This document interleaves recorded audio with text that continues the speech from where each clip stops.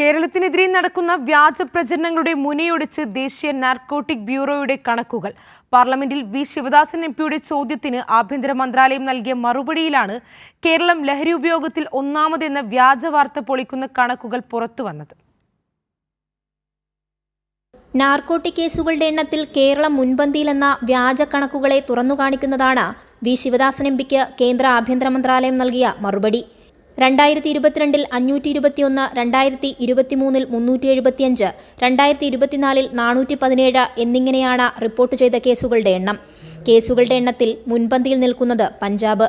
2022 62, 2023 15, 2024 51 എന്നിങ്ങനെയാണ് പഞ്ചാബിലെ കേസുകളുടെ എണ്ണം. ദില്ലിയാണ് തൊട്ടുപിന്നിൽ. 2022 90 കേസുകളാണ് ദില്ലിയിൽ രജിസ്റ്റർ ചെയ്തത്.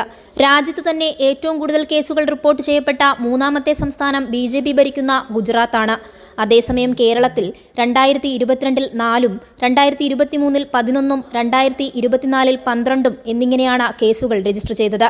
മയക്കുമരുന്നുകളുടെ ഉപയോഗം ഇന്ത്യയിൽ ഒട്ടാകെ നേരിടുന്ന പ്രശ്നമാണെന്നും കേരളത്തെ തെരഞ്ഞുപിടിച്ച് ചാപ്പയടിക്കുന്ന വലതുപക്ഷ പ്രചാരണത്തിന്റെ പൊള്ളത്തരം തുറന്നുകാണിക്കുന്നതാണ് നാർക്കോട്ടിക്സ് കൺട്രോൾ ബ്യൂറോയുടെ കണക്കുകളെന്ന് ശിവദാസൻ എംപി പറഞ്ഞു. മയക്കുമരുന്നുകളുടെ വരവ് തടയാൻ കേന്ദ്ര സർക്കാർ ശക്തമായ നടപടി കൈക്കൊള്ളണമെന്നും അദ്ദേഹം ആവശ്യപ്പെട്ടു. കൈരളി ന്യൂസ്, ദില്ലി.